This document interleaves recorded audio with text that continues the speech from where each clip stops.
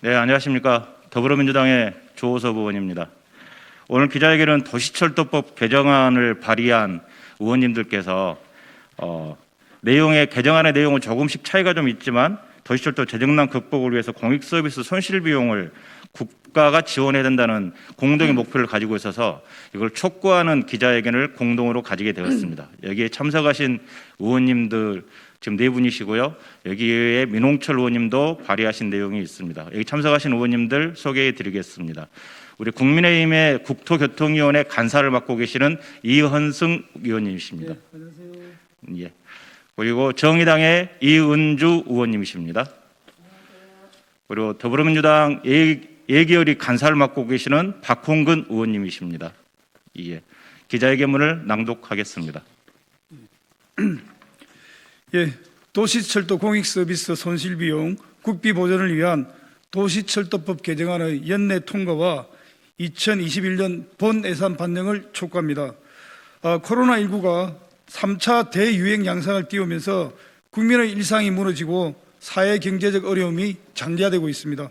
코로나 여파로 사회 전체가 거리두기와 잠시 멈춤이 일상화되고 있지만 국민의 발인 도시철도는 절대 멈출 수 없습니다. 승객 감소로 적자가 눈덩이처럼 불어났음에도 서울, 인천, 부산, 대구, 광주, 대전 등 전국의 도시철도는 국민의 이동수단으로서 역할을 충실히 해내야 하기 때문입니다. 하지만 도시철도의 재정 적자가 지금과 같이 계속된다면 안전하고 지속 가능한 교통 서비스는 불가능합니다. 도시철도 무임 손실 비용을 국비로 보전해야 할 필요성은 코로나 발생 이전부터 제기되어 왔습니다. 그 이유는 첫째, 도시철도 공익서비스가 국가정책에 따른 제도이기 때문입니다. 도시철도 공익서비스 제도는 노인복지법, 장애인복지법, 국가유공자 등 예우 및 지원에 관한 법률 등에 따라 법령에 의해 운임을 감면하고 있는 국가사무지만 손실비용은 운영기관과 지자체가 오롯이 떠안고 있는 실정입니다. 2019년 도시철도 공익서비스 이용 승객 4억 8천 명, 공익서비스 수송 손실액은 6,455억 원에 달하며 이는 도시철도 재정적자의 60%에 달하는 막대한 규모입니다.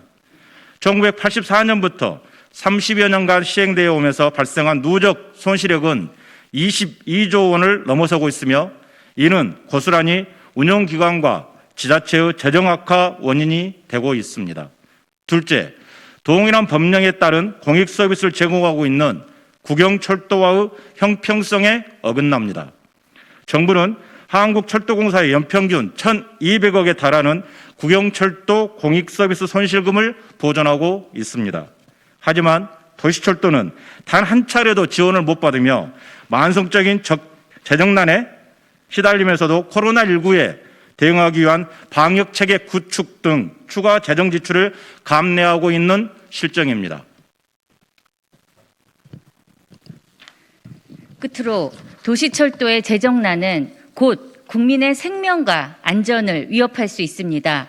중앙정부의 지원 없이 현재와 같은 재정위기가 지속된다면 노후화된 도시철도 시설 및 전동차에 대한 안전투자가 소홀해지고 종국에는 대형 사고로 이어질 수 있습니다. 더 이상 도시철도 공익 서비스로 인한 무임 손실을 운영기관과 지자체의 책임으로 떠넘겨 놓고 있을 수 없는 상황에 이르렀습니다. 이에 도시철도법 개정안을 발의한 민홍철, 이헌승, 박홍근, 조호섭, 이은주 국회의원은 도시철도 법정 무임 승차와 같은 공익 서비스 비용을 원인 제공자인 중앙정부가 보존하도록 하는 내용의 도시철도법 등 공익 서비스 비용 보상 법안 개정을 추진하고 있습니다. 도시철도법 개정안 연내 통과와 조속한 국비 지원으로 코로나19로 더 심각한 재정난을 겪고 있는 도시철도의 안정적 운영을 보장해야 합니다. 도시철도가 멈추면 국민 여러분의 발이 멈추게 됩니다.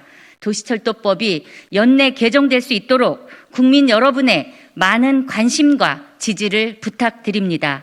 2020년 11월 27일 민홍철, 이현승, 박홍근, 조호석, 이은주. 네, 감사합니다. 이상으로 기자회견 마치겠습니다. 감사합니다.